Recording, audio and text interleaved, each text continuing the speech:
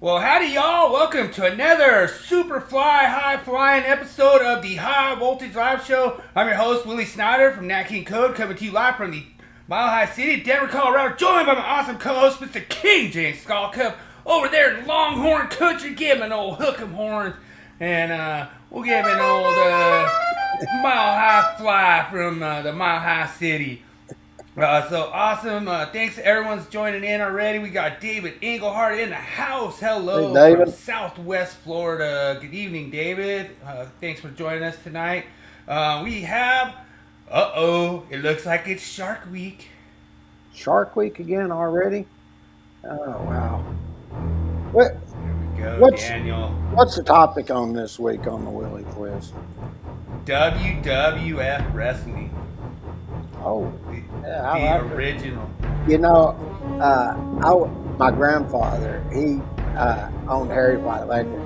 He was a I mean, huge wrestling fan. Even when I forgot how old I was, but I was actually at the old Texas Stadium when Fritz von Erich and Terry Fritz Oh, fought yeah. fought for the title. I was actually there, and I was Wow. right down. He was such a big man. We were right down. Uh, uh, they had it. It was like on the corner of the end zone where they had it, and we were right there. I'd say it was probably about I'd say probably about 20 yards away from the edge. Wow. It's like this whole area over here was all covered, and I actually got to see it. And I remember when I was in my 20s, we used to go out to a place called Manhattan's, and after they'd have their wrestling match stuff, you'd see like you remember the Freebirds. Yeah. The Freebirds, those guys used to come in. They used to have huge wrestling matches uh, at the Will Rogers Coliseum in downtown Fort Worth, the old one that was there where they did the rodeo and all that. Okay. And there was a whole bunch of big matches, and then some of them got moved down to the stockyards. They had a place there that we went and saw a couple. So Okay. I probably kept up with. I was a huge wrestling fan up till probably about maybe 10 years ago. I just got out of it, but Yeah. uh, I No, it's kind of cool doing the behind the scenes story. So actually, this should be real easy for you. Easy quiz tonight. Yeah, it's funny. I remember when Rocky 3 come out and Hulk Hogan was playing Thunderlips. There was people didn't even know who he was till after that movie. I knew who he was. I was like, "That's Yeah, Hulk Hogan." He went by yeah, Thunderlips in Rocky 3. So, yeah, yeah. I I remember remember that. that. All right, so we're gonna start off the show with a little bit of smack talk. So, if you have any rebuttals, just let me know. We'll stop it. It's about 3 minute clip. I think you'll like this.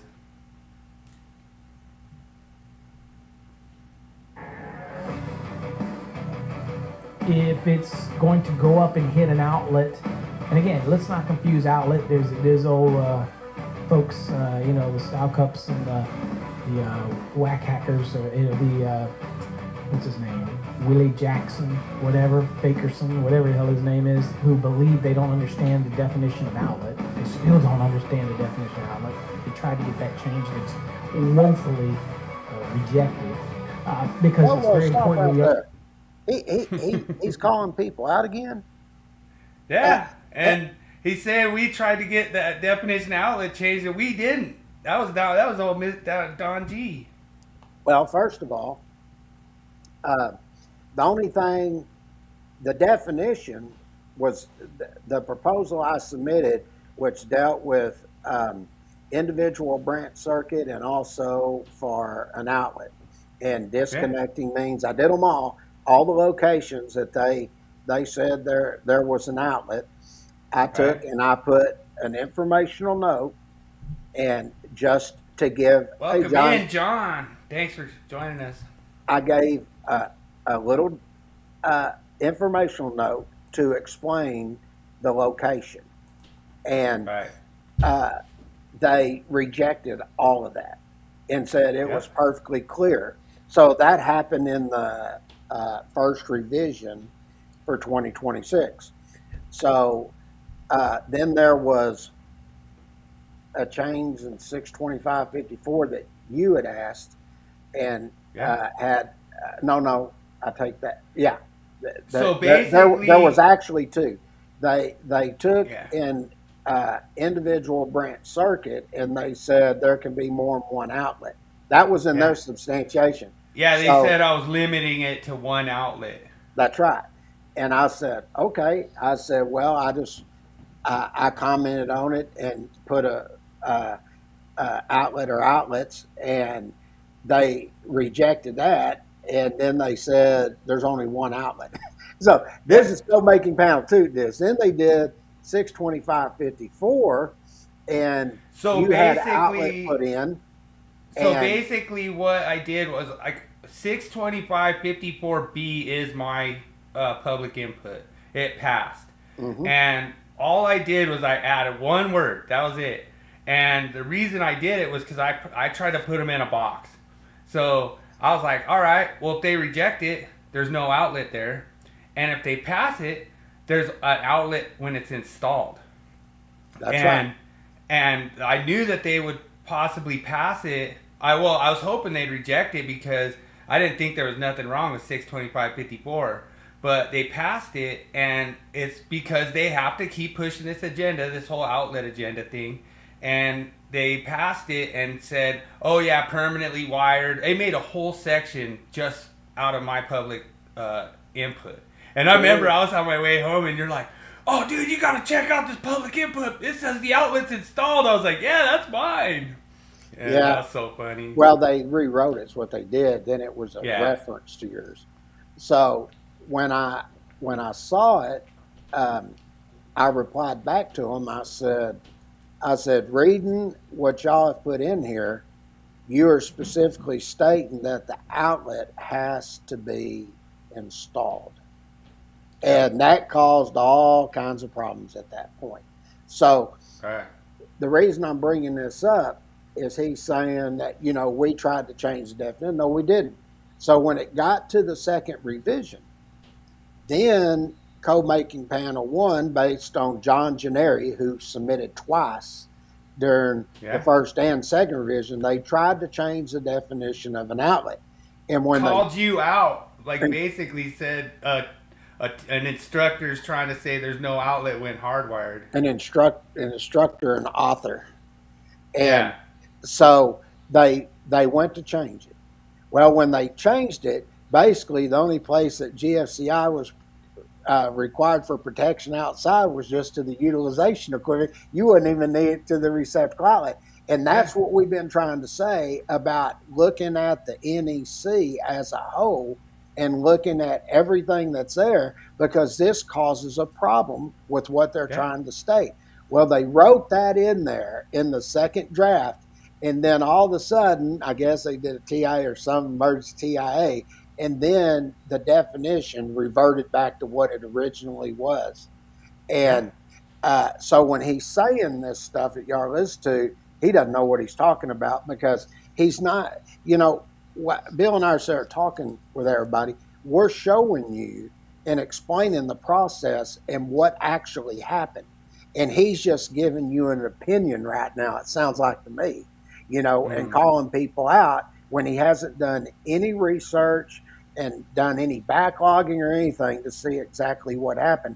He's not even telling you the process. He's just saying certain people, blah, blah, blah, blah, blah, but he doesn't back it up with anything. He's just giving an opinion at this point.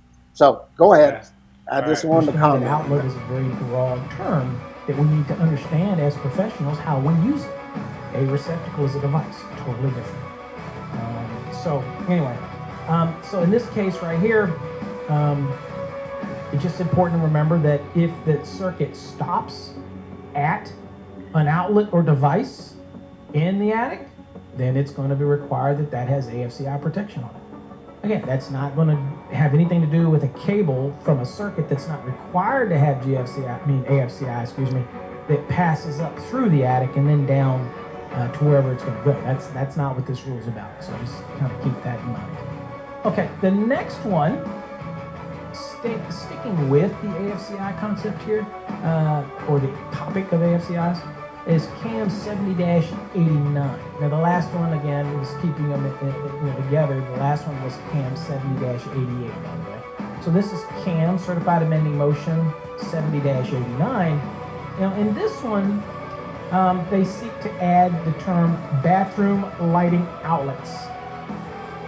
So this is, again, now we're introducing the bathroom, but we're only introducing the lighting outlets that are in the bathroom. So you're lighting over your vanity, you're lighting in your ceiling, those type of things. Just the bathroom lighting outlets. Not your exhaust fan, that type of thing. Now, see, the thing I think is so stupid about this is, so you're going to have just one device in the whole area that's not AFCI protected. Like, that, to me, that's so stupid. Like, I mean, you're basically going to have everything AFCI protected. To me, when I heard that, like, oh, yeah, you don't have to do the bath ban, though. Like, oh, wow, that's so awesome. Like, I got two things in there I don't need to have GFCI on, or AFCI on, you know? Well, I got a comment about that. If anybody actually listened to his podcast, I would have asked him, where is that lighting outlet? Is it at the box or is it at the fixture? Because they say utilization equipment has an outlet. What are you going to have, two outlets? And anybody that's listening to this podcast, I'm just going to tell you, go look at 314.27A2, and they tell you the ceiling box is outlet. It's not the freaking lighting fixture. That's the utilization equipment. This is where I've had this problem with them the whole time, and I've explained this. And every time I bring it up, people like Jeremy and Ted Fritz and Cruck and all the rest of you guys, none of them will even say anything about it.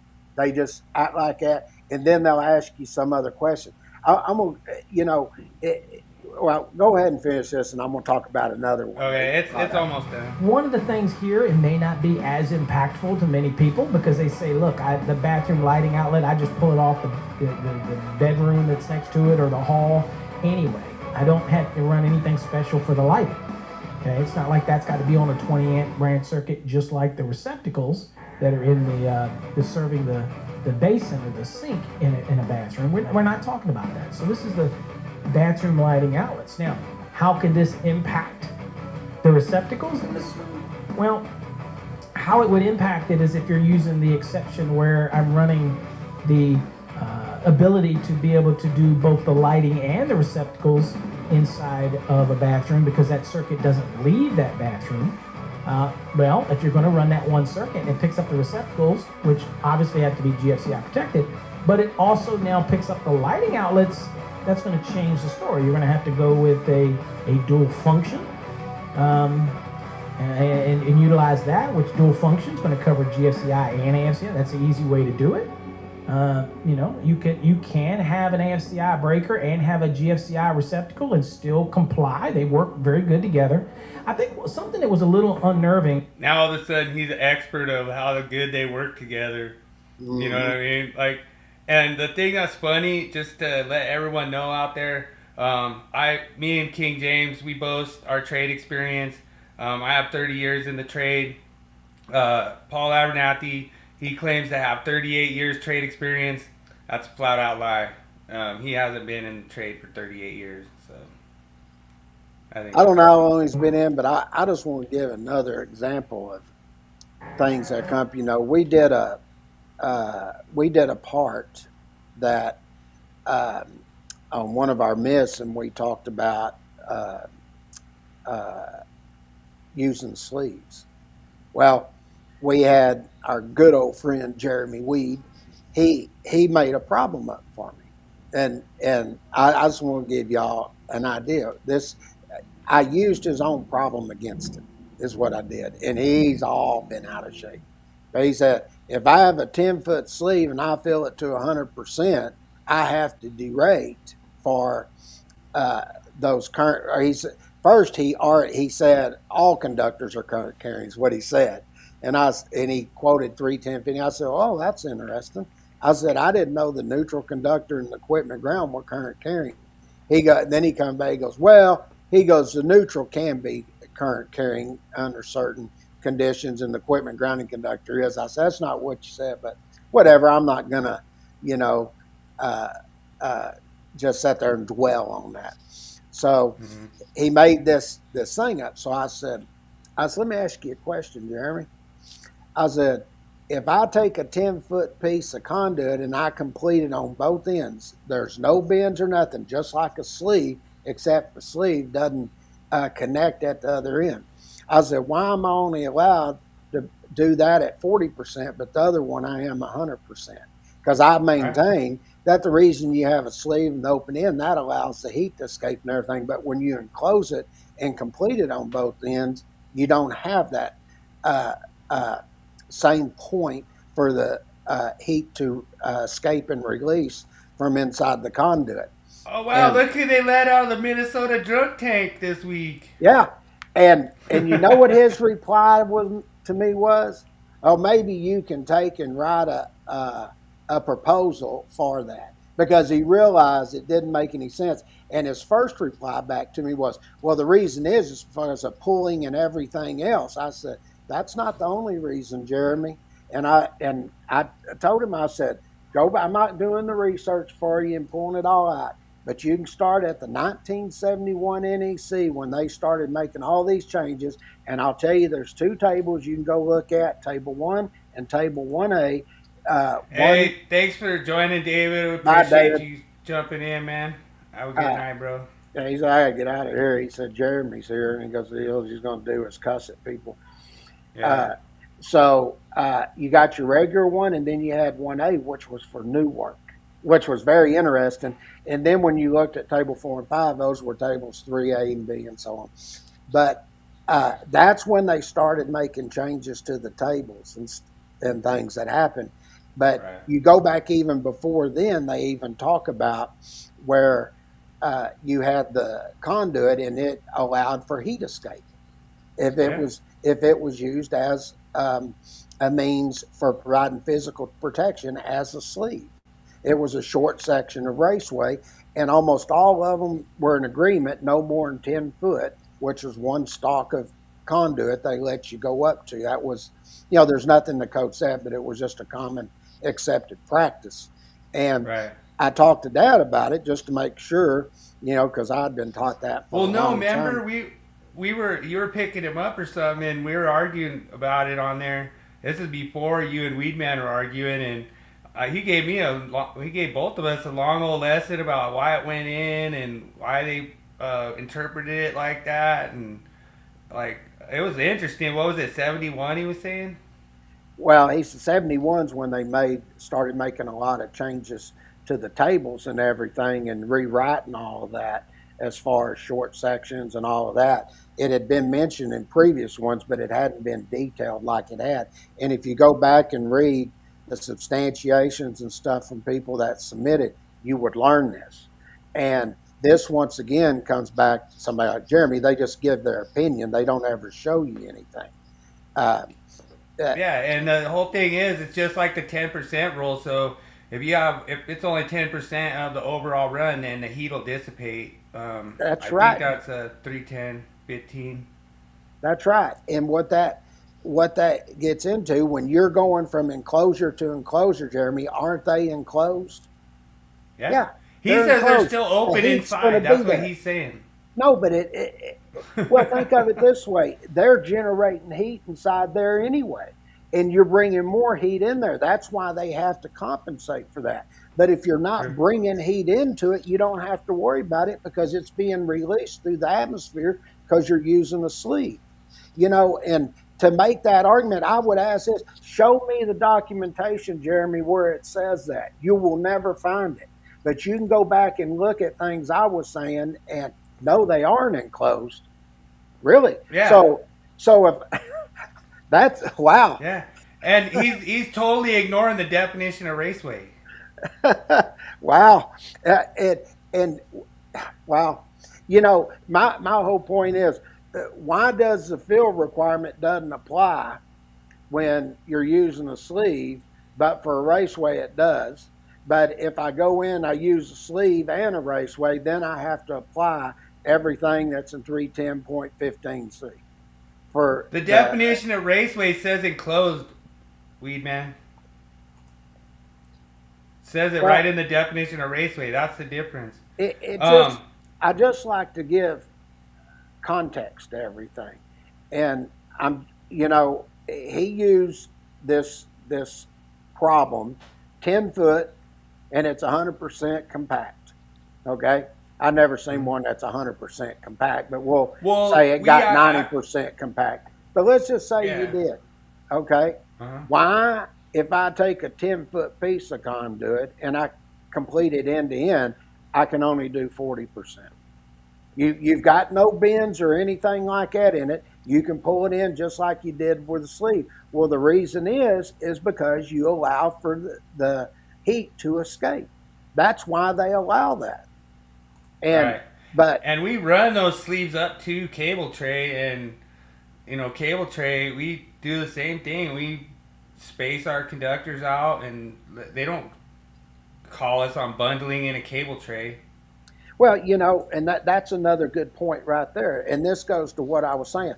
I made this comment a long time ago that the NEC mainly applied to residential. If you go back and look at 1971 and 75, guess when they started adding cable trays to the NEC? It was right in that era right there, because the OSHA wanted them to come in and start putting commercial industrial in.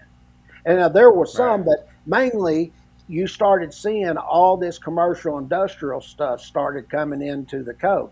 And cable trays was put in, and Bill and I got a huge history lesson on this from Dad.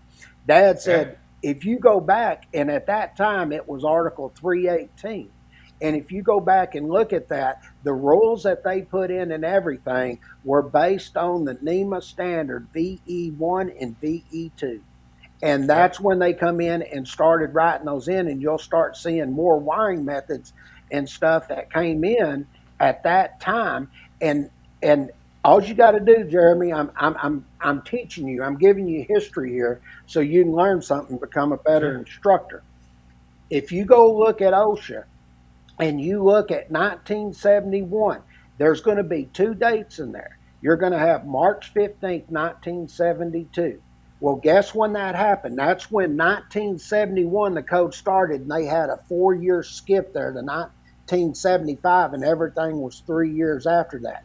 Then OSHA said after that, they put another date in there, April 16th, 1981, and that's when they said everything that's installed at that point will be concurrent with the code that's being put in.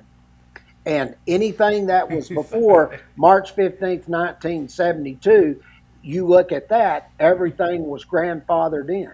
That's a fact. Yeah. You go check it and tell me I'm wrong, Jeremy. And for you to say the certain things that you say, you never look it up. And I'm giving dates, why they did everything, and you never give any dates. You just say I'm right and give your own opinion.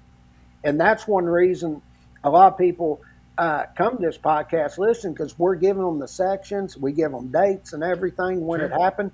And a lot of that information, sometimes I get it on my own, but a lot of times we get it from somebody that was actually there when it all took place, which was James Sr. And he fills us in on all that. He was chairman of panels and everything else. He's until NFPA quit doing classes and stuff. Dad was the senior electrical instructor there. Everybody come to his classes all over the world, and he's been all over the world teaching. And the reason is the only publication that's ever been published by NFPA. That's right. And NFPA paid a good amount for that. I'm not going to say what it was, but it back in that time, that was a huge amount. And they came to us and wanted to work with us because we did have the best, we still do. And those are just facts. All of this actually happened.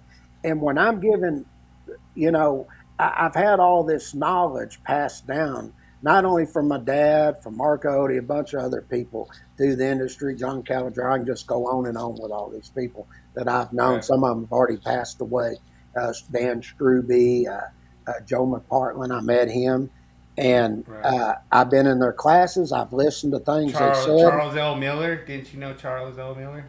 Yeah. Matter of fact, I was actually one of the instructors when Charles was becoming an instructor for NFPA. I was actually one of the instructors that evaluated him. He came in and he taught with me, and I let him teach half a day.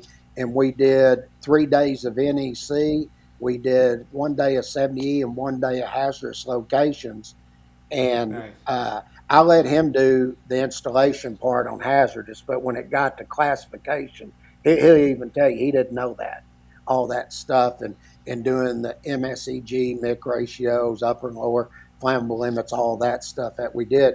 And he learned a lot from it. But I've known Charles for a long time, had dinner Right. with him many times, and Charles is a good guy.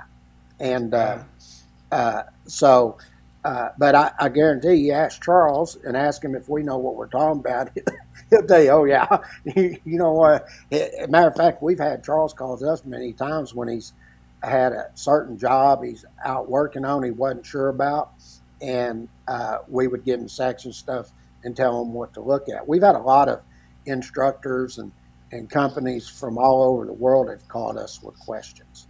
Nice. And matter of fact, give you an idea, Dad and I wrote the whole inspection procedure for all the pipeline in Alaska and went into their pump stations and wrote all of their inspection procedures. And then when we finished that, we came in the United States and wrote them we went to probably 10 different type of locations in the United States and wrote the procedures for the ones in the United States. And OSHA accepted what we wrote, and they brought everything up and fixed all the pump stations and everything. That actually happened, but Jeremy will tell you we're nothing but a bunch of complete idiots.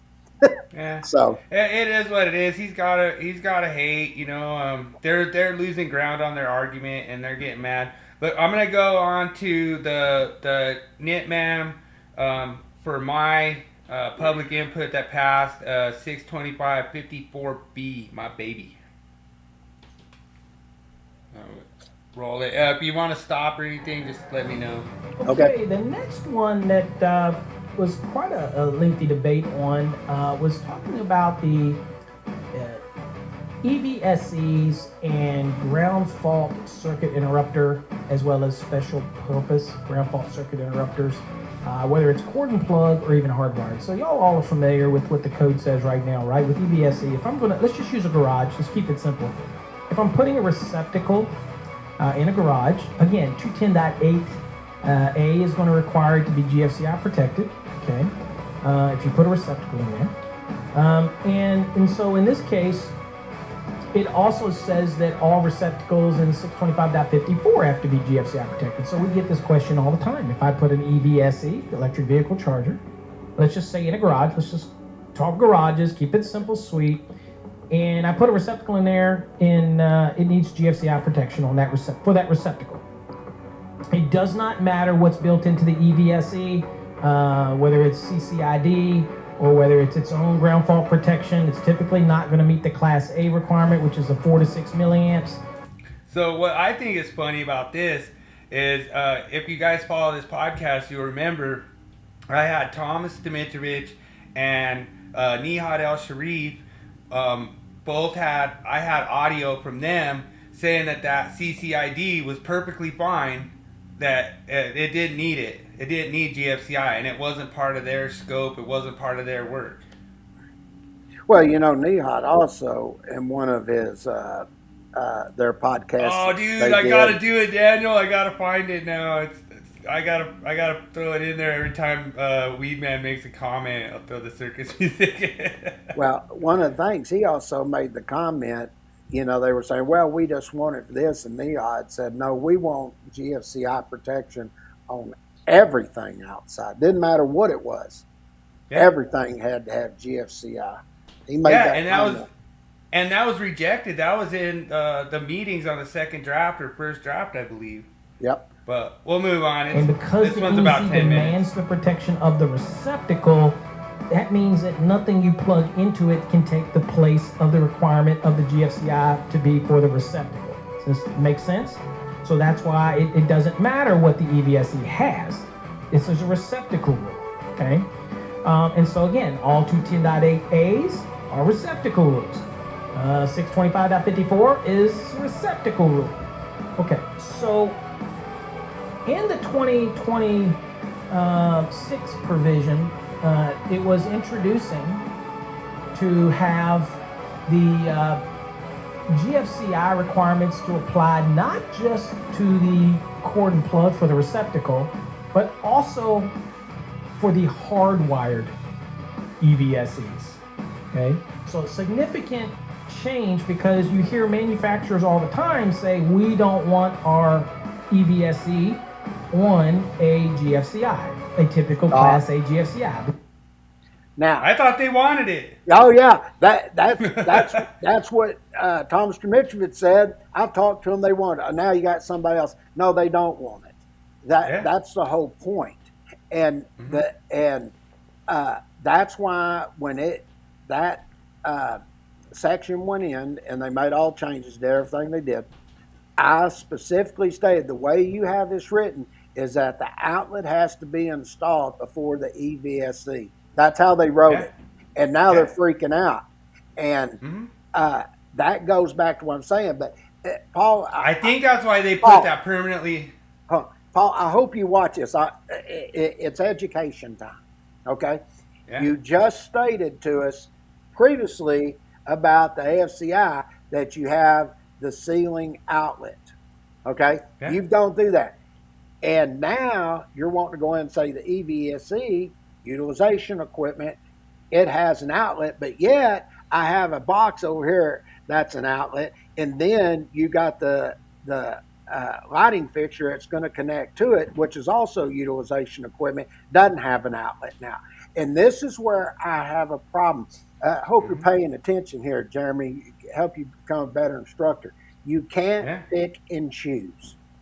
And I've brought this up many times, Jeremy, if I go look at 314.27A2, it specifically states ceiling outlet boxes, even refers you back to 314.27A, tie all this in and everything.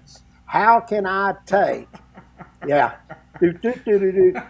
So my whole point is, how can I take and have, say, an AC unit, EVSE, all this, I go out there, its utilization equipment has an outlet, but if I go inside and I've got a lighting fixture and I've got a ceiling outlet box there, how come the outlet's at the box and not at the utilization equipment? You can't because you can move choose. You can move it wherever you want. Here, we'll keep because going. Inner non-compatibility issues, but it really has to do with the circuitry of the EVSE and what it's looking for, and its technology is a little different, and I won't get into the minutia.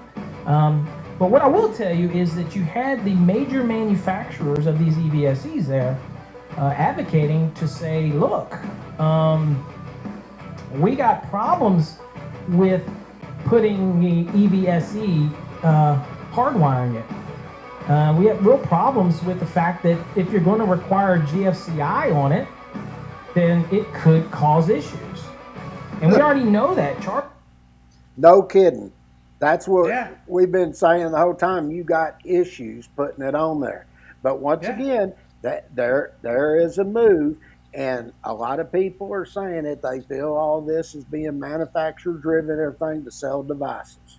And I'm not saying they are not. I don't care. All I'm saying is I don't believe, I go back to what I've always stated. You got listing and labeling of equipment. And when you have listing and labeling equipment, they tell you not to put GFCI protection on that. Guess what? The NEC does not override that.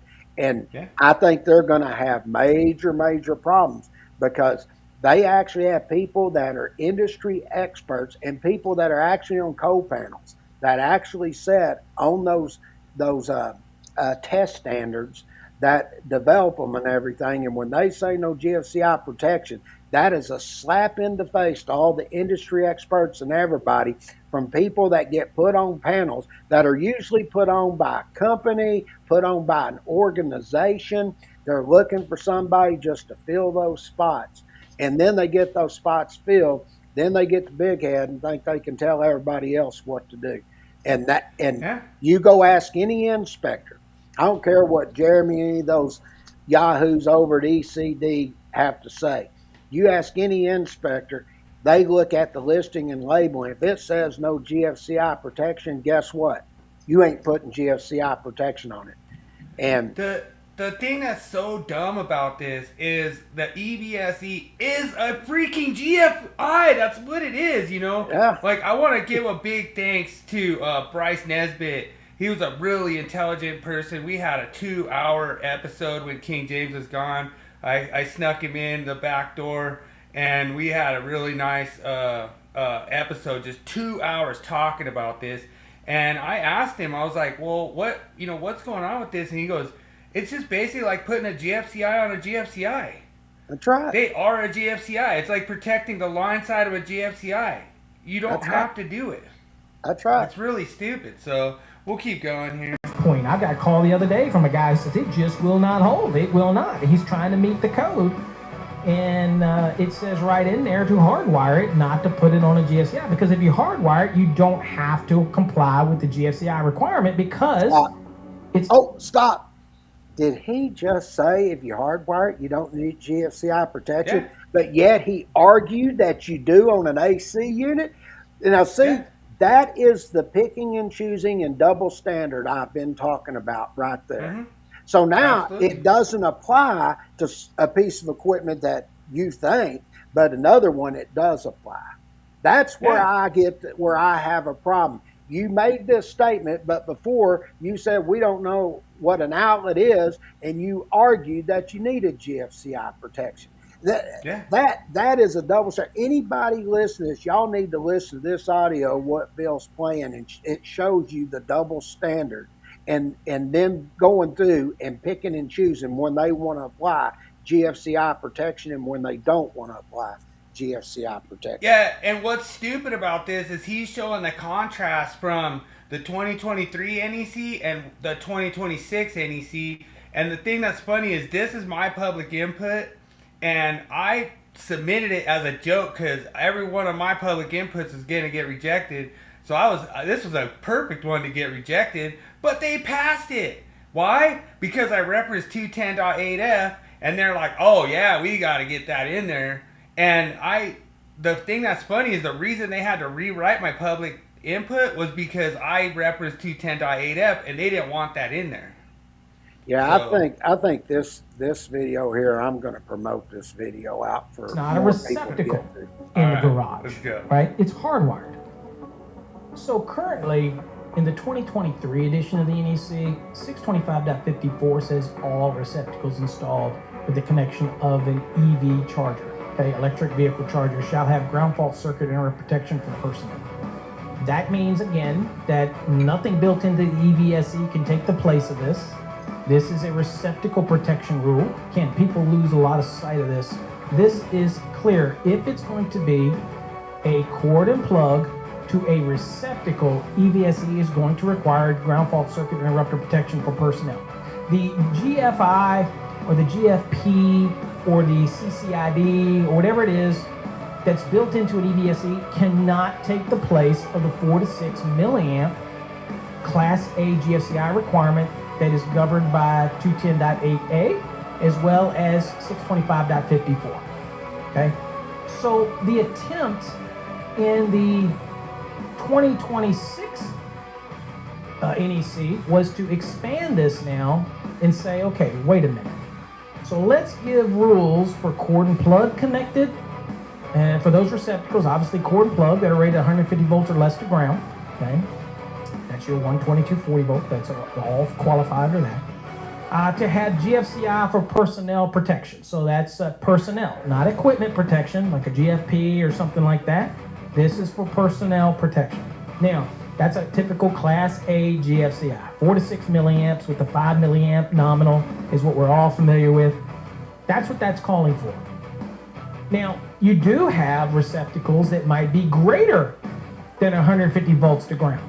Okay, well, that is where they introduce what's called the special purpose ground fault circuit interrupter. Now, the thing to remember about those is the milliamp threshold, okay, are not to exceed 20 milliamps for personnel protection in those. Okay, so the ground fault trip current can't exceed 20 milliamps. I remind you that they do make some that do these, they do have like class B type GFCIs that'll go higher than 20 milliamps, but this is critical because it says that, look, if it's greater than 150 volts to ground, all receptacles rated greater than 150 volts to ground shall have SP GFCI. And basically that's just a higher milliamp threshold, okay? So you have these two requirements for the cord plug. Okay, it's not dictating anything to do with the amps or anything like that. It's very specific, okay? It's just dealing with 150 volts or less to ground, and then greater than 150 volts to ground. Both when you're dealing with receptacles, you're going to have either regular Class A GFCI, or you're going to have a special purpose GFCI, which has a higher milliamp threshold. It's just not exceeding 20 milliamps. So what's really funny to me about this is this not exceeding 20 milliamps, because these are people that are making rules in the code to enforce something on a piece of equipment they have no knowledge of. They have no knowledge of how this equipment works. They have no knowledge. They have no data. Remember that last week? Yep. No data. They don't need data. And they just want to require something. But the thing that's funny, and I really apologize to all our awesome viewers out there that you have to listen to Paul like talk in circles for 5 minutes straight. But it's really annoying how he repeats like the same thing over and over and over and over and over and over, and like he never gets to the point. And the thing is that the real problem, Paul doesn't mention it in here, is 625.54B1 actually is for it's for EVSE that's less than 150 volts to ground, and they didn't put a SPGFCI in there. They said it has to be a Class A device, so they're actually going to be issuing a TIA for that. And it's like, I just don't understand how they pass this code and then they're like, oh, we'll just issue a TIA after we pass it. You know, I mean, it's just, to me, it's ridiculous. I mean, they have no data, they have no injuries, and this is worldwide. This is around the whole entire globe. And they're trying to enforce this 4 to 6 milliamp, which I just think is ridiculous, but I don't know. I know you probably agree, but we'll keep going. I apologize. No worries. It's like hard to listen to this guy. Okay. Well, what was introduced here for the 2026 is to try to introduce, in the second draft stage here, was trying to introduce permanent wired EVSEs. So it has the same provisions that are 150 volts or less to ground, and of course greater than 150 volts to ground. But these, rather than talk about receptacles, this one's now talking about outlets. And again, this is where I try to explain to people, and those people that listen out there to these podcasts who are other educators who want to try to change the terminology of outlets. I think it is very clear here in 625.54 that when they talk about receptacles, they're talking about devices. When they're talking about outlets, they're talking about the actual EVSE, even if you hardwire it. Because I think you know who he's talking about. Yep. But the thing that's so funny about it is, just so everyone knows, King James submitted word for word what he just said there. Exactly, word for word, and that was rejected. Nothing, we never tried to change the definition of outlet. They were trying to change the definition of outlet to make it right.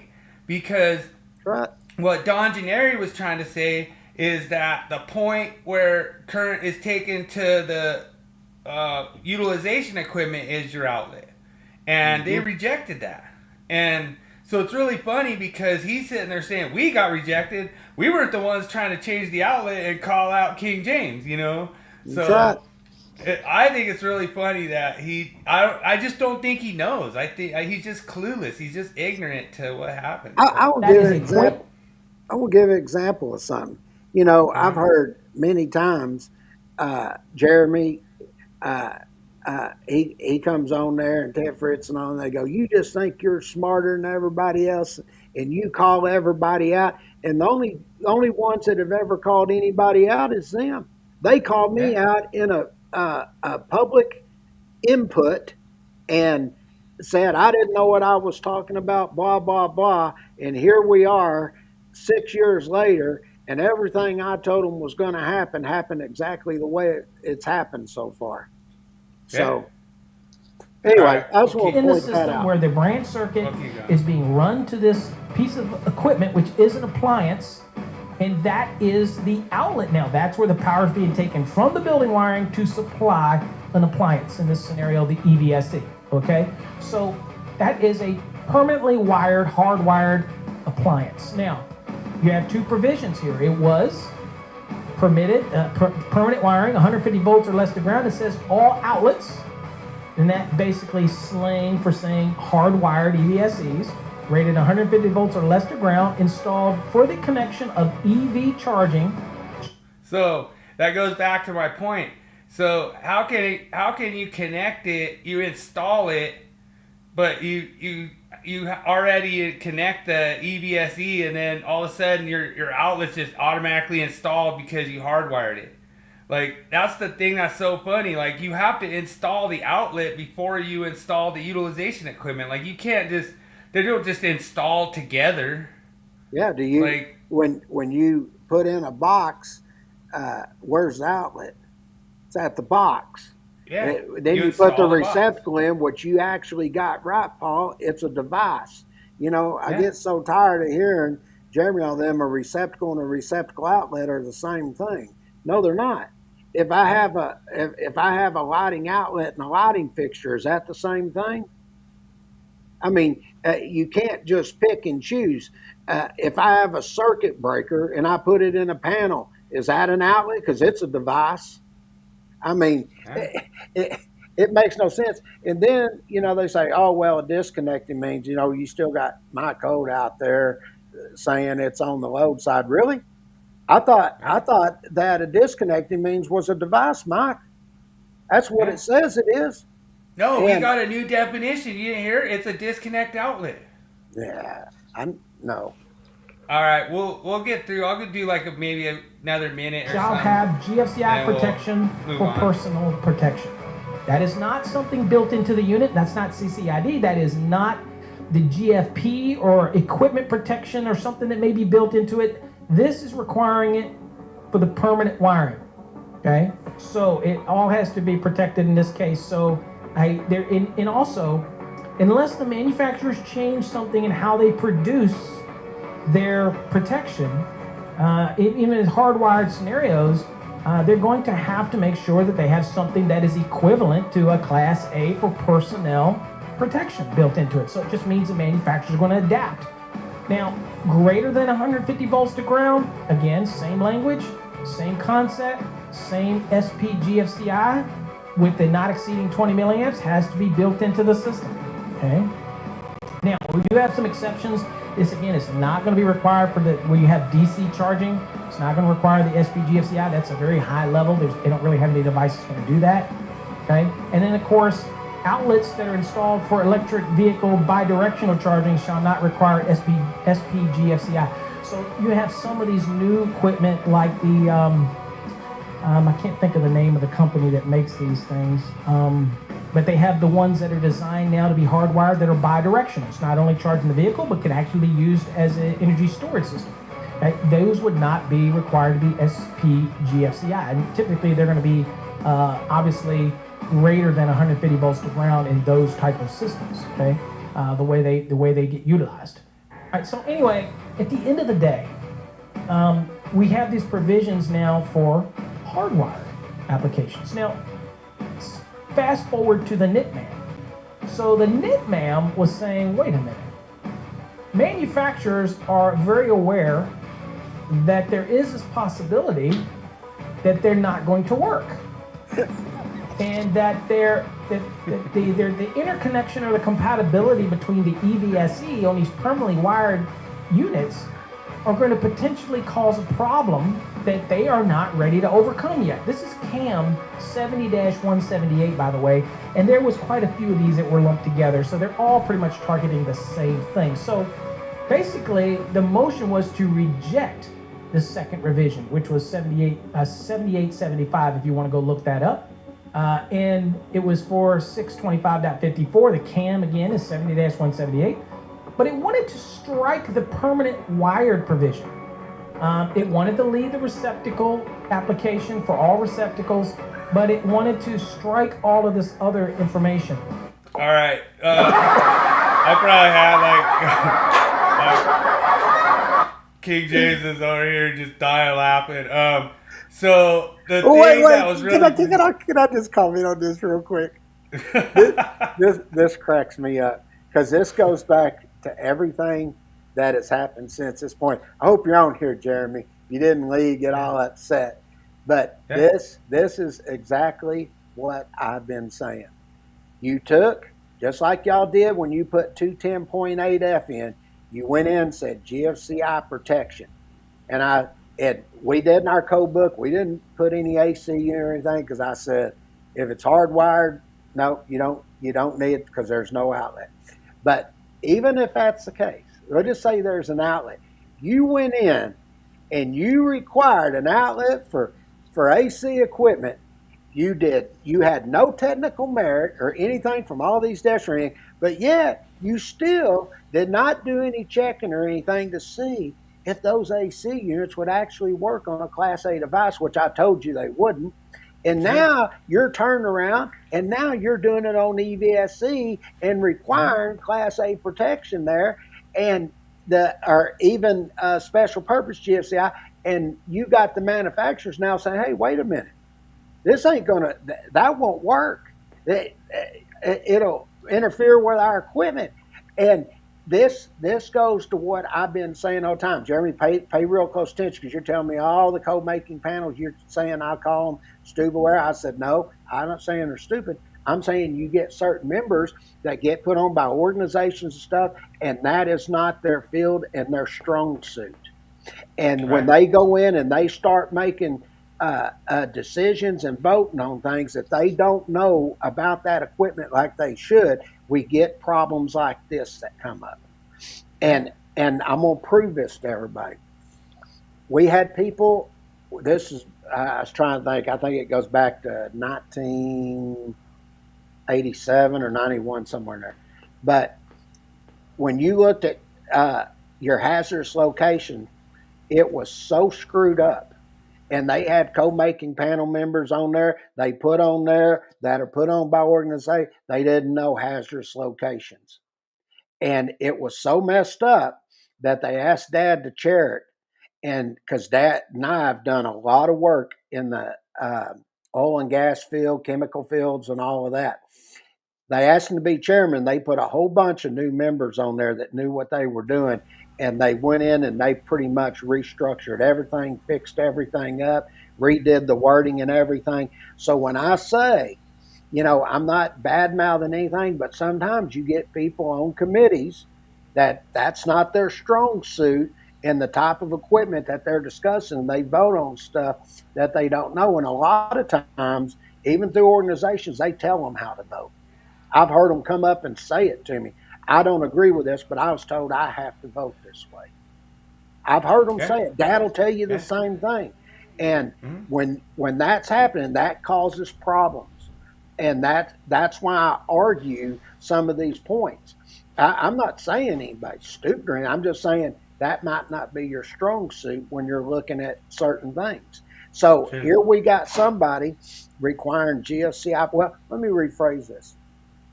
You got people that are pushing GFCI protection for these EVSCs, and then you got people in there voting it, requiring it, and then you get the manufacturers that come in and say, hey, wait a minute, that ain't going to work.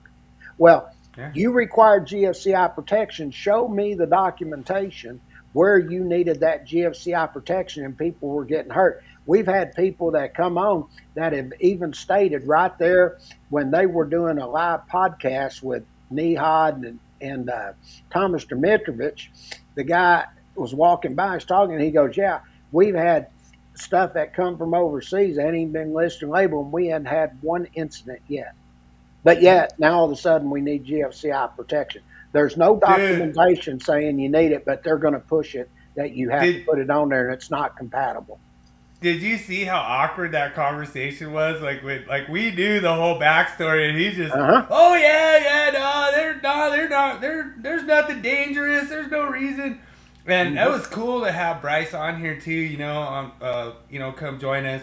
The biggest thing, so that was Paul Abernathy at the Cams, part 1. Next week will be part 2. And like I say, I'll try to get the clips where he doesn't just keep talking about the same thing over and over and over and over. It's so redundant. I actually like that video because, I've heard him make this comments before. There's people out there doing podcasts, don't know what they're talking about and everything. And here we are. We're showing you exactly what happened, what took place and all this, and how he's okay with it for one thing, but when it got to the other one, he wasn't okay with it. And that's right there is where I have a problem with the picking and choosing. Yeah, so the thing that's funny is Paul is the biggest two-faced. So this week he's all in favor. He says, oh, we don't need to change the code for one incident. Yeah, they're changing the code because of one incident for the last 6 years. Mm-hmm. And the thing is, these things happen and they're just going to happen and you can't just change the whole code. Yeah, they literally did. Sure did. I guess we'll go to the meme and then possibly go to the Willie Quiz. Want to do that? Yeah, let's go ahead and do that. Here we go.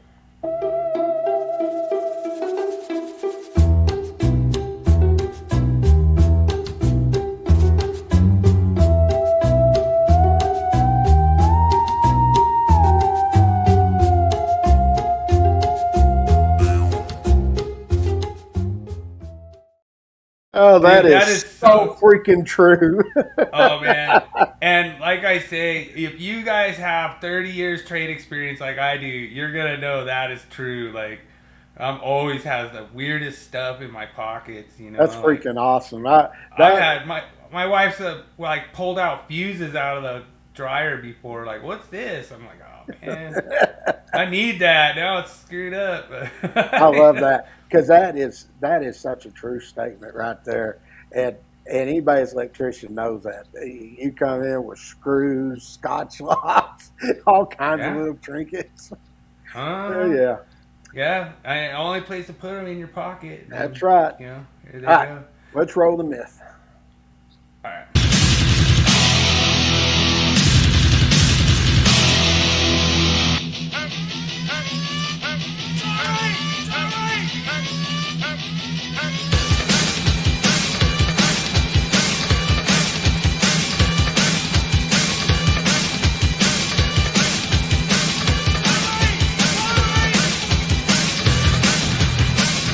It's time for Myth of the Week.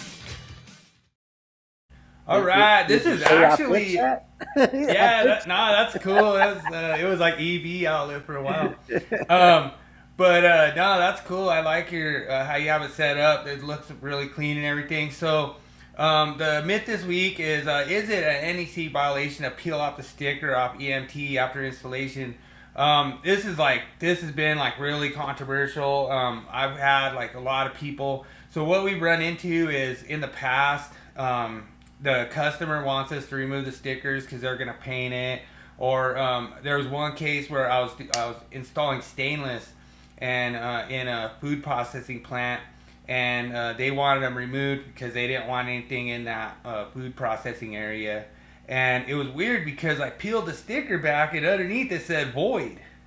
And I was like, that's weird. What am I voiding? It's already installed, And so then we had another case where the customer was like, yeah, we need all those stickers removed because we're going to paint it and we don't want any of the, stickers to peel off and then the paint peels off, And so I was like, cool. Well, the foreman's like, I'm going to go ask the inspector. I was like, dude, do not ask the inspector, And so he goes over there, asks the inspector, and the inspector's like, yeah, I can fail you for that.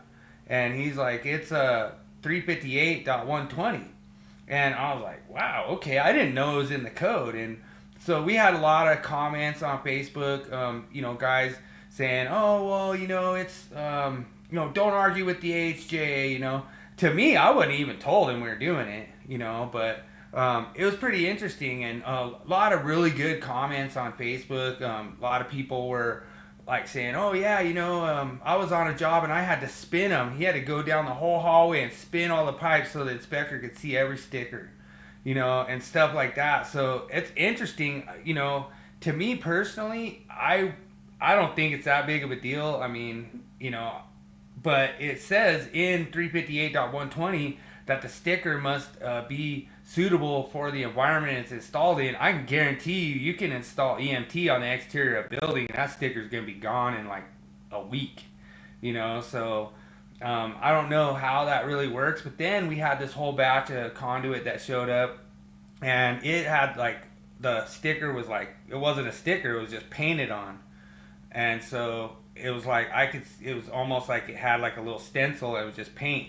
So, I could almost see how you could even paint it and see that little stencil through the paint even. But I don't know what you came up with on this one, James. I don't think it's a big deal, but what did you come up with? Well, one of the interesting things is 358.120. It'll tell you that. I didn't put all the sections in here because I'm just going to give my opinion on it. But when you go look at 358.120, okay, what does 358.120 state? It talks about the marking. It says EMT shall be clearly and durably marked at least every 10 foot as required in the first sentence of 110.21a. Okay? Mm-hmm. So when you go look at 110.21a, what does it state? I'm just going off memory here what it says, but it talks about the manufacturer's name, trademark, or some other type of marking that produces that product, that it can be identified by applied or fixed markings that are on the electrical equipment. Okay? Right. And as an inspector, you have the right in this case to say, I need the label on this for the EMT.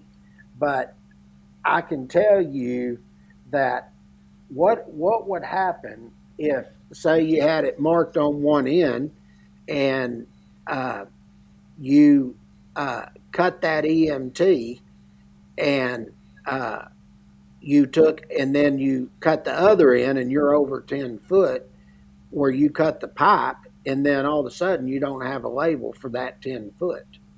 Okay? Yeah. I can tell you as an inspector, I'm not felling that.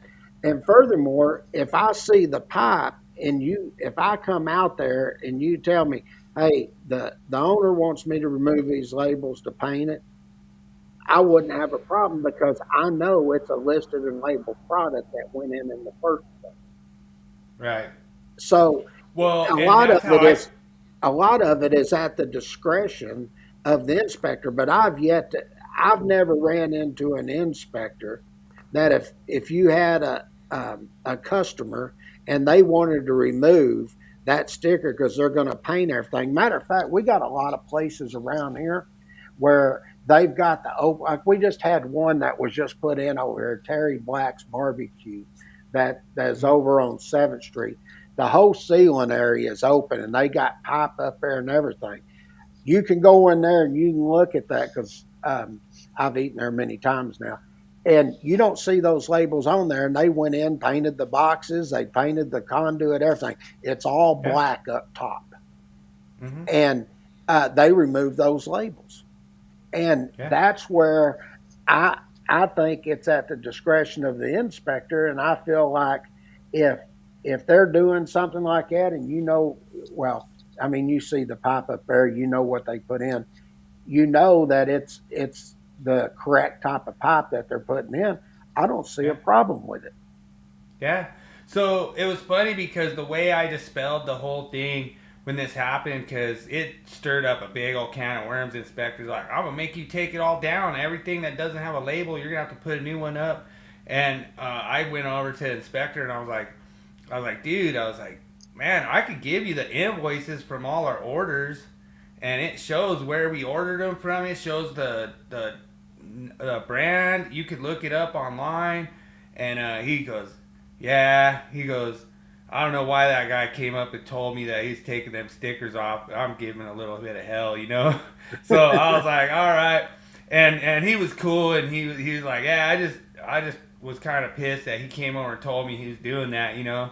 And I said, yeah. I was like, I usually don't go tell the inspector stuff like that. I was like, but I can get you the invoices of all our orders and, you know, all our stuff and show you that it came from Bridgeport or came from, you know, wherever, and, you know, it's all listed, and, you know, I could show you the quantities and what we installed and quantities we installed every day. He says, nah, he goes, you're good. He's like, just maybe tell that guy to not talk so much and to the inspector. I was like, all right.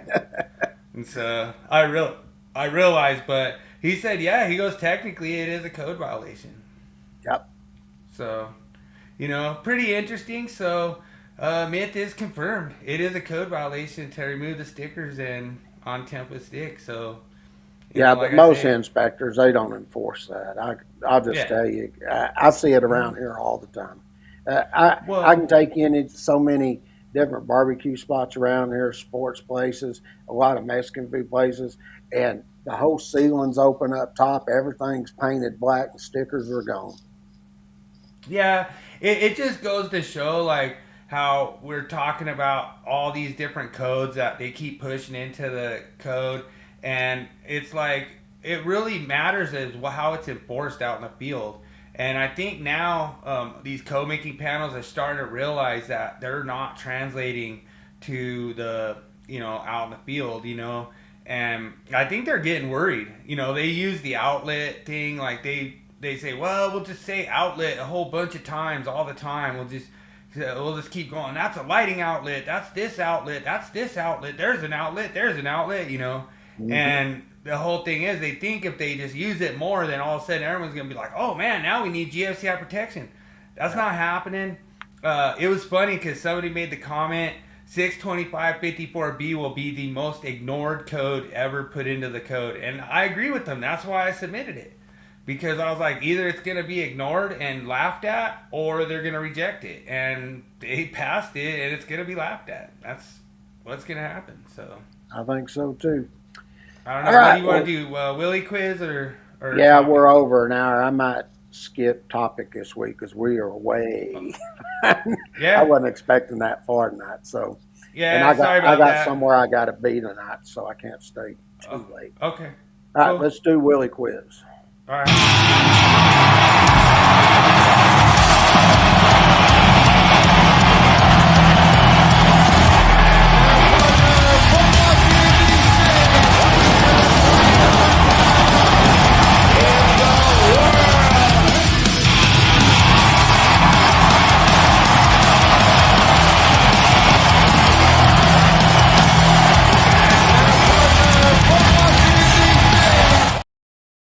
All right, big thanks to Adam for tossing that together for me. That's pretty awesome. All right, so welcome to the Willie Quiz. Question number 1. Which WWF wrestler won the 1995 Royal Rumble in record time from entry to victory? Was it A, Shawn Michaels? Was it B, Bret Hart? Was it C, Stone Cold Steve Austin? Was it D, Lex Luger? Or was it E, Hulk Hogan? Good luck, everyone.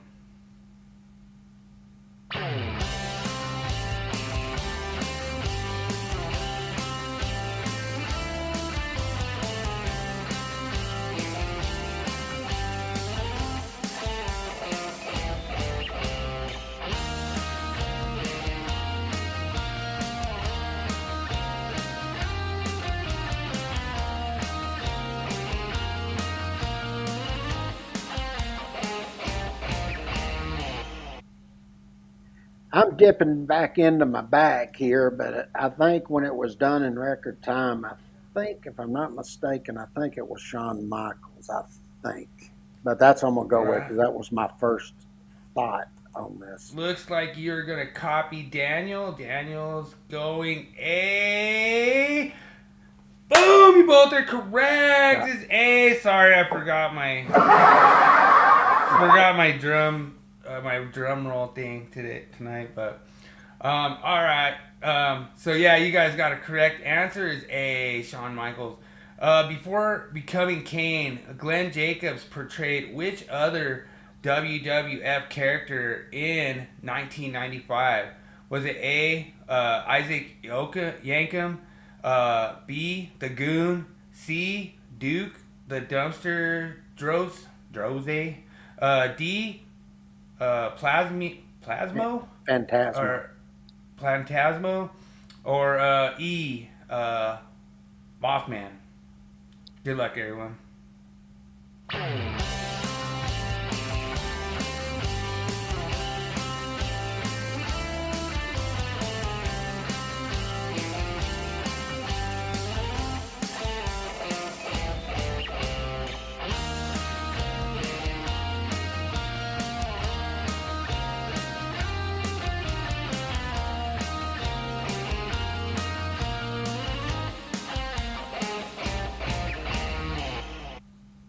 Well, if I remember this correctly, because I remember him coming out to the club, I think it was Isaac Yankem.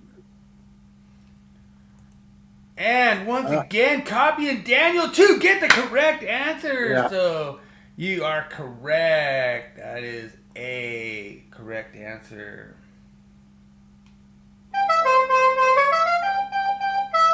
All right. Question number 3. What was the first ever WWF pay-per-view to feature the Hell in a Cell match? Was it A, WrestleMania 8? 7, 13. B, The King of the Ring, 1996.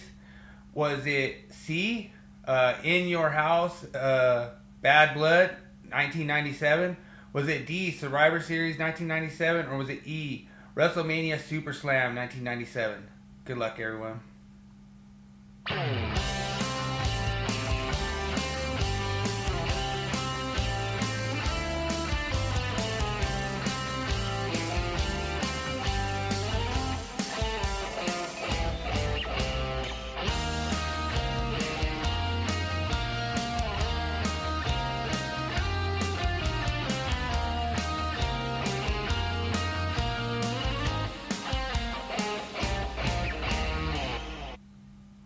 This one I wasn't 100% sure on, but I think it had something to deal with blood. Yeah, that's what I was going to say. I didn't remember it's called In Your House, but I remember something about blood when that was the first ever pay-per-view. And I think it's C. I just remember something about blood. And you guys are correct. We have 3 correct answers so far. I was pretty sure. I knew it had something to do with blood, but I didn't remember the exact title. I told you it was easy. All right, so question number 4. Which tag team once had a real-life demolition derby driver as part of their gimmick in the early 90s WWF? Was it Smoking Guns? Was it B, Demolition? Was it C, the Headbangers? Was it D, the Repo Man? Or was it E, the Heart Team? Good luck, everyone.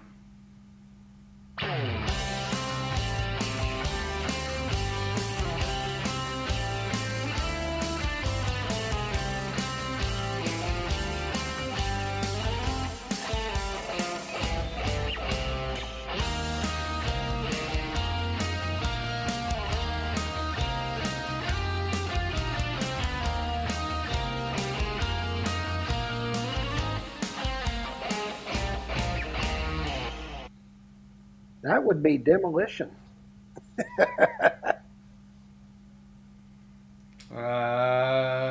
That's what I remember. Demolition was the one I remember. I remember them fighting as a tag team. So Daniel is going the Headbangers. I think it's Demolition. And King James takes the correct answer with Demolition. I thought it was Demolition. I remember them as a tag team. See, you're in the '90s. That's in my era right there. I mean, I was, Yeah. I was in my 20, or let's see, that'd been '92. So I was uh, late 20s, early 30s through all this that you're asking. So, yeah. I was just graduating high school. All right. So in the storyline, who's revealed to be the higher power that the Undertaker was serving during the Ministry of Darkness uh, arc in 1999? Was it A. Vince McMahon? Was it B. Shane McMahon? Was it C. Paul Bearer? Was it D. Mankind? Or E. Stone Cold Steve Austin? Good luck, everyone.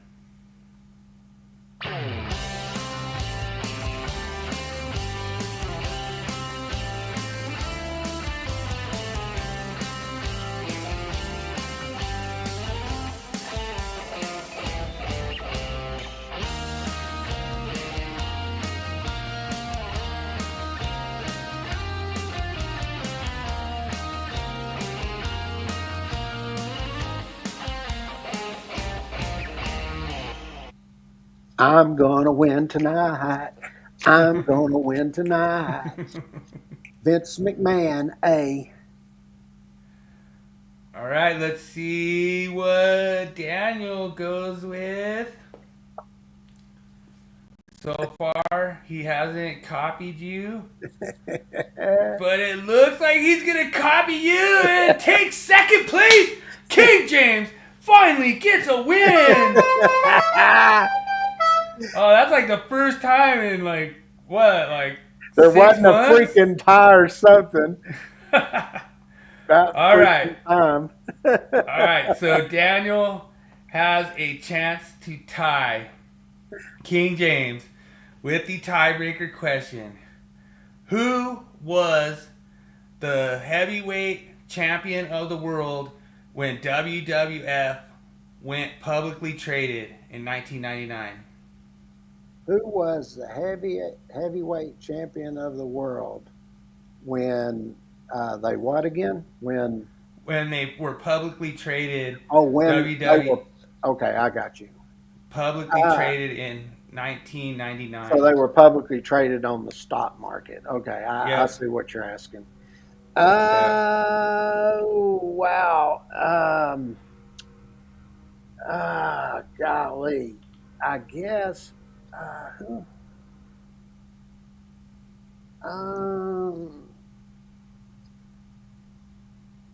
Because that's going to be, I guess that would have been, and you say it was 1999. That was right before 2000. There was, I remember you had Mankind, you had Stone Cold Hogan, Steve Austin. Steve Cold Austin in there. But in 99, who was it? Oh, damn, this good one. Because my first, I think it is either Steve Cold Austin or Mankind right at that time. I might have to think about it. Give me a second. I'm really thinking this now. Supposedly, the saying is that WWF built their whole thing on this guy. Built their whole why they were publicly traded and built their whole reputation. Well, see, I'm sitting there and I'm thinking of all the ones that were in the 90s at that time, because at that time you had because Matt, you're right. There's Mankind. There was Stone Cold Steve Austin. There was. I was trying to think. Wasn't Undertaker was in there, wasn't he? Undertaker. I'm thinking of the 90s. So yeah. I'm looking up in that because I think the Undertaker and Hogan, they were the early 90s, wasn't they? Yeah. If I remember right, and so was Ric Flair and Randy Savage. Oh so yeah. Those are ones that I was thinking of, and then once you got into that. Shawn Michaels was in the late '90s too. Yeah. So and But I don't think he was heavyweight, was he? Was he heavyweight? I think he was. Okay. Um, Yeah, I guess he was in that heavyweight yeah, class. and you uh, now when I'm looking at the late '90s, because you had Kane. Don't forget Kane was too, and so was Right. Steve Austin. He was right at that area too. And then another one, you got to remember this also, that was right in there at that time was The Rock. Oh yeah. Yeah, Yeah, you The Rock remember came that? The in. Rock was Yeah. there too. So That's right when he came in. I'm down to three: The Rock, Mankind, and Steve Cold Austin, because those were the late '90s from what I remember. All Um, right. You want to flip your three-headed Hillary Clinton coin? yeah, let me do some flipping here because I'm unsure about this one. Let me grab it here. Okay, I'll do first. Austin. Okay.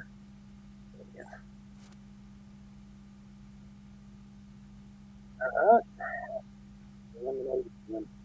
I'll do the next two. All right, one more.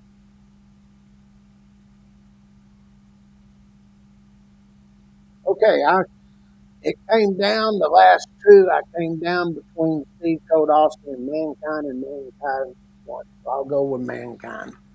Probably wrong, All but that's right. what I'm gonna go with. Daniel comes back from behind and takes the win tonight. King James steals away his easy victory. It was Triple H. Was it? Oh man, and it was funny because the guy who made this question, it was a guy at my work. Thanks so much, Javier. Javier made this question. We were sitting there talking. He goes, "Ask this question," and he goes, "I bet you it's Stone Cold Steve Austin." And I went and looked it up, and it was Triple H. So even the guy who made the question, got it wrong. So it was pretty cool. Thanks so much, Javier. Appreciate you, brother, for he helped me out. And Well, it was funny I because forgot about Triple H. I was yeah, I was going through the '90s. I was like early '90s. That was Hulk Hogan. I was going. yeah, Undertaker was made. And the Undertaker went in like mid time, like 1995, '96. I think he also become world champion again. yeah, So, I was going through the progressions, and what Steve Cold Austin. yeah. Uh, It was. I think he was 98. Yeah, I think it's 90. See, I was going through, I was trying, God, who was there? Got a cheers for Adam, man. Got the old pickle shot. A Thanks lot so of much, people, Roy, Adam. won't even Appreciate you. remember Mankind. That just goes to show you. Yes, sir. All right. So that's awesome. Thanks so much, everyone. Have a fun time doing these. And what are we gonna go to? Tool? Yeah, let's go and do the tool.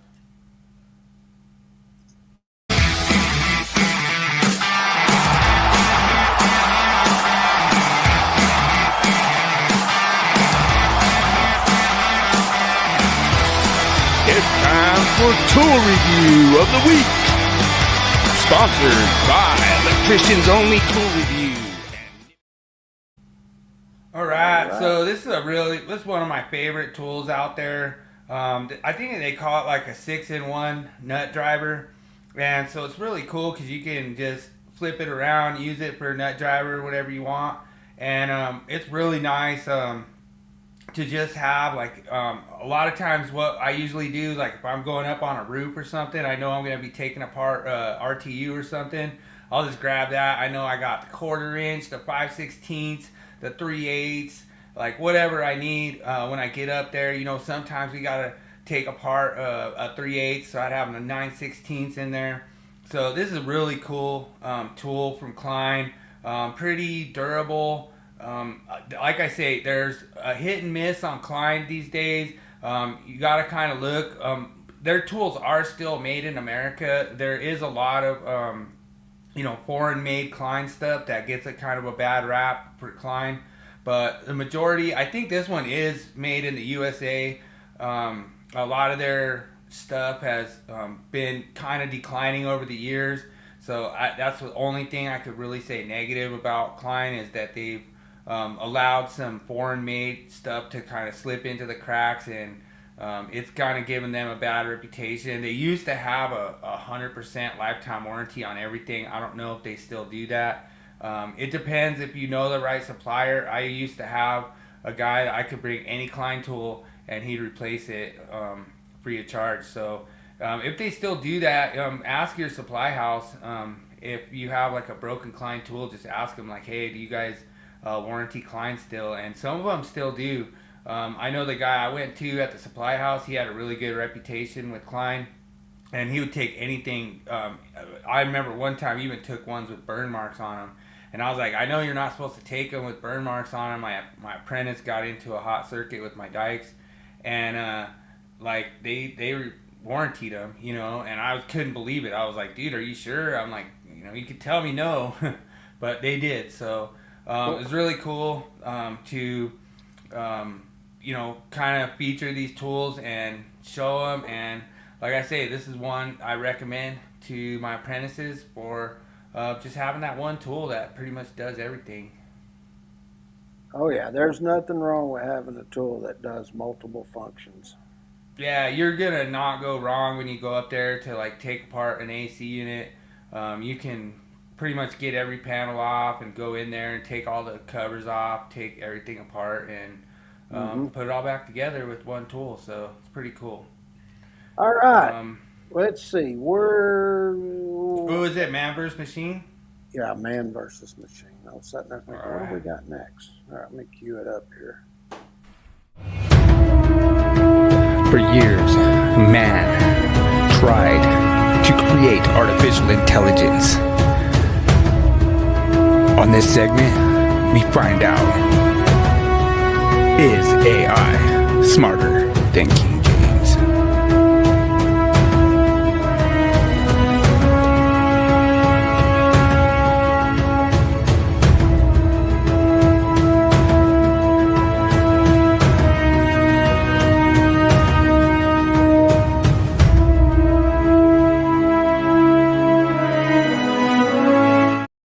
Dude, what's so funny about this is I've seen other podcasts that have man versus machine. Like one of them's a football podcast, and they have like the man versus machine as far as like pick a fantasy and stuff. So it's pretty funny. I'm glad that we're like the innovators out there that's coming up with new ideas. But like I say, so far King James is like only got 3 wrong, and he's done pretty good. This one might be a little trickier. Let's see.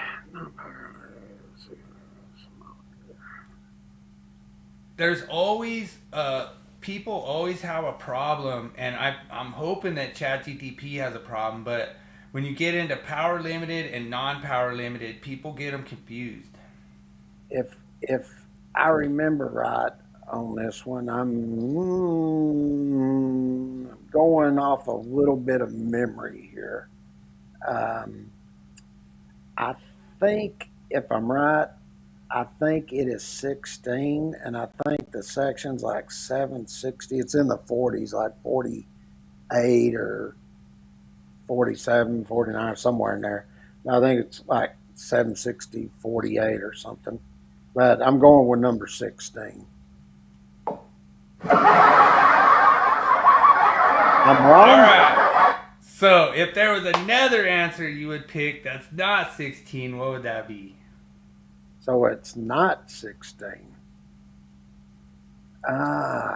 Golly. This is going off memory here.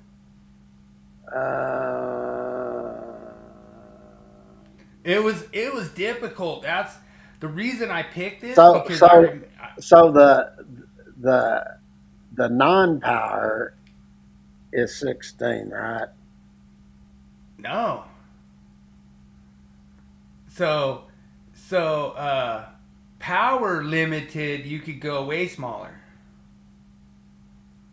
So non-power limited, you have to be larger. I'd be honest, I really didn't remember this. I thought, I know. That's why I got you. I got you. uh,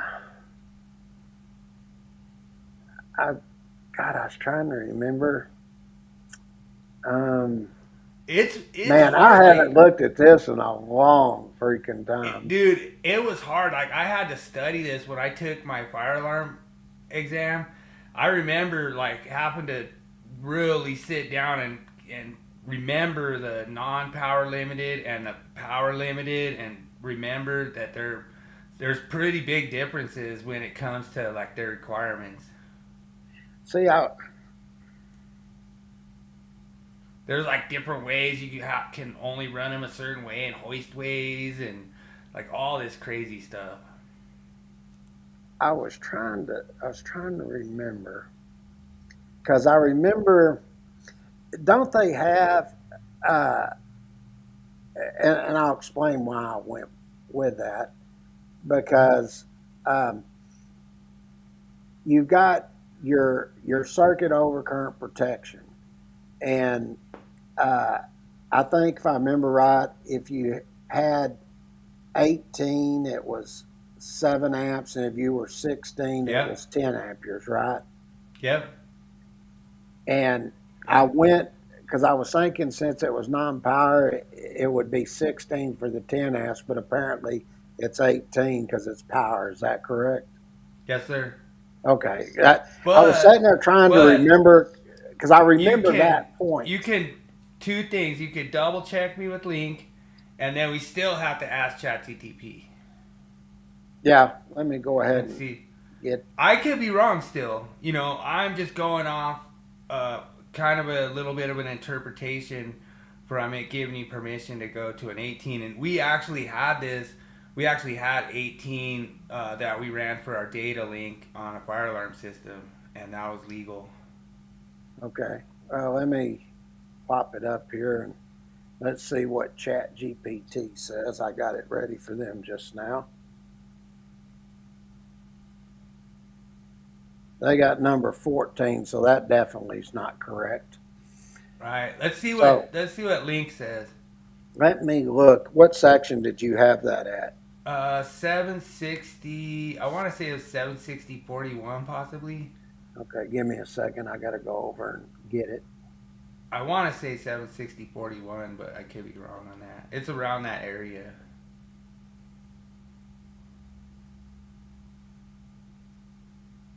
Okay, I'm over there now. Let's see. It might have even been later, like 760. Okay, so if I look at 760.41, that deals with non-power.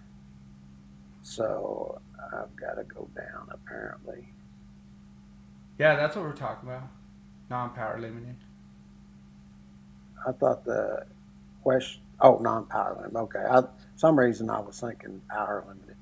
Okay, so if I go and look, let's look here at.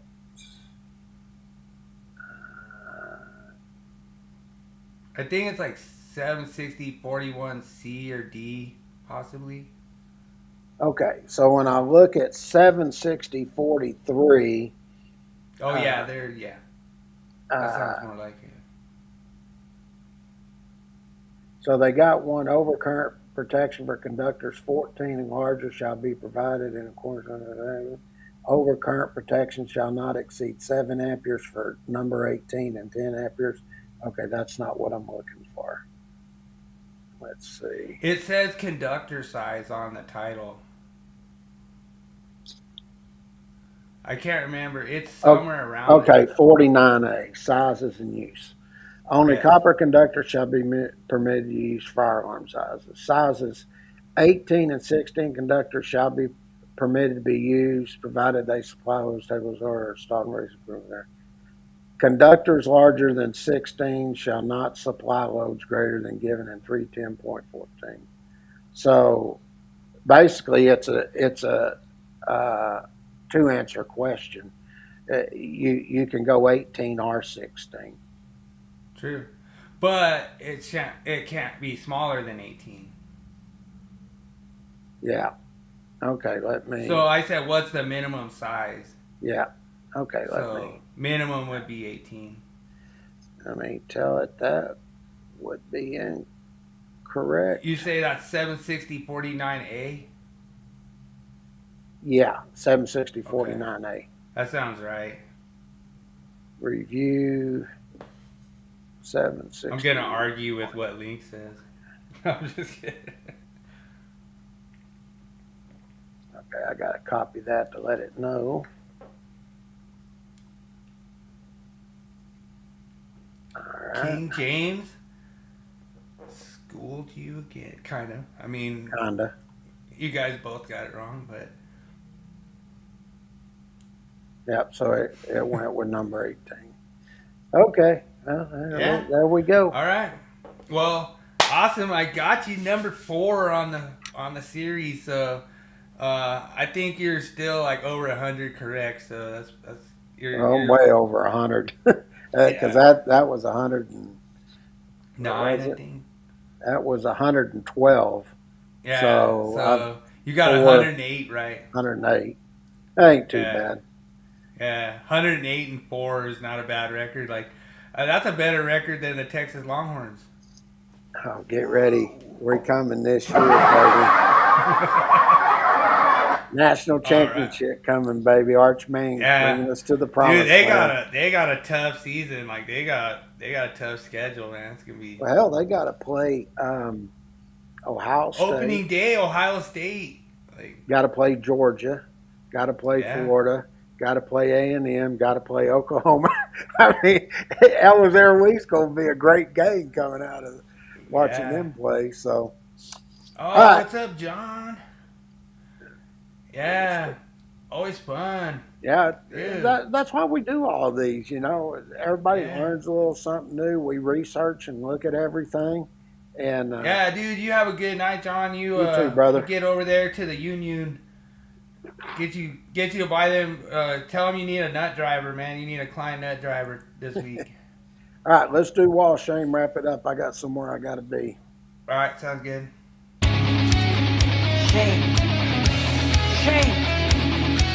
Shame. Shame. Shame. Shame. Shame. Shame. Shame. Shame.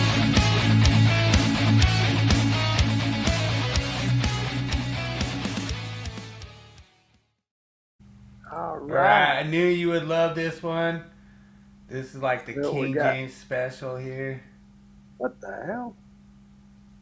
Oh man, like I just don't even have words for this kind of stuff. Like it's just like what? Like I'll give them tape credit. One splice? thing, they did tape it all up.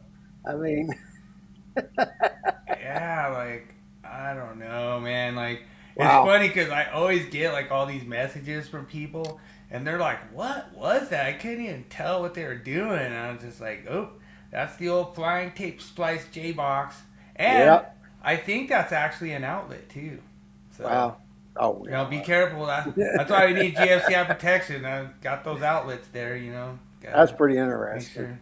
It just goes to show you, Yeah. that's one reason I always like the Wall of Shame, because there's always, stuff you see. Yeah, and you're John's like, just like, what what the hell? Yeah, so thanks so much for people. We got Meep. Meep in the house. What's up, Meep? Oh, Hey. dude, awesome. Meep. Oh, that's so cool. Sorry you missed the quiz there, Meep. But yeah, Meep usually shows up for the quiz, but Meep No worries. didn't make it. There's always another day, another time. Yep. Thanks so much, everyone, for joining us. We had a great time. These are like so much fun. We appreciate it. Thanks.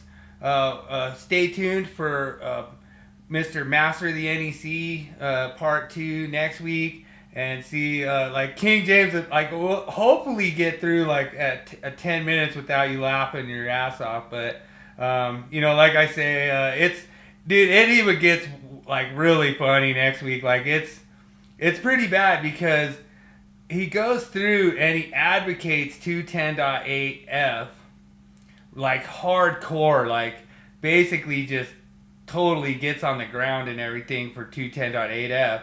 Then he goes and says that they're not gonna vote to add protection for all this equipment in 422.5. So it's really funny how just so two-faced. Like one case he's saying, oh, totally advocating for GFCI against the HVAC unit, but then you don't put it on a cooking appliance because there's compatibility issues, and it's just funny. I think you'll love it. The funniest part for me was that he's on code making panel 17, and when the vote came up for his that's the whole reason he's there, is the vote for this 422 thing, and he's not even in the room. He didn't even vote. He was like, did something else, so it's like the whole reason you were there and you freaking missed the vote. So yep. I thought that was pretty funny, but we'll have that all live next week, and King James can give his reaction. Hopefully I'll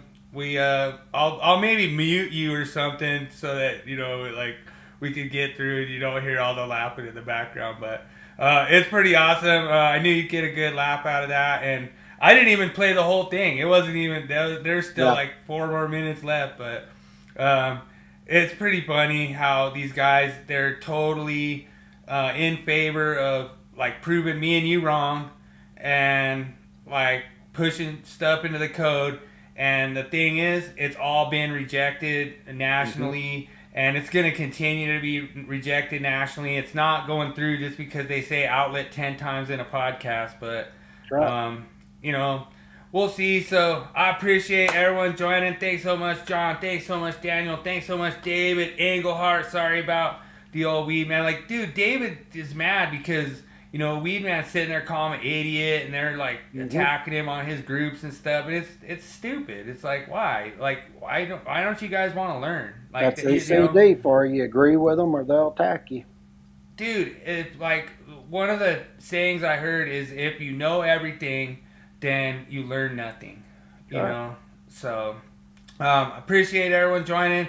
King James got a rock, and as always, remember, make every day an easy day. Amen. Out. We're out. We'll see everybody next Thursday. Y'all have a good weekend, brother. Deuces.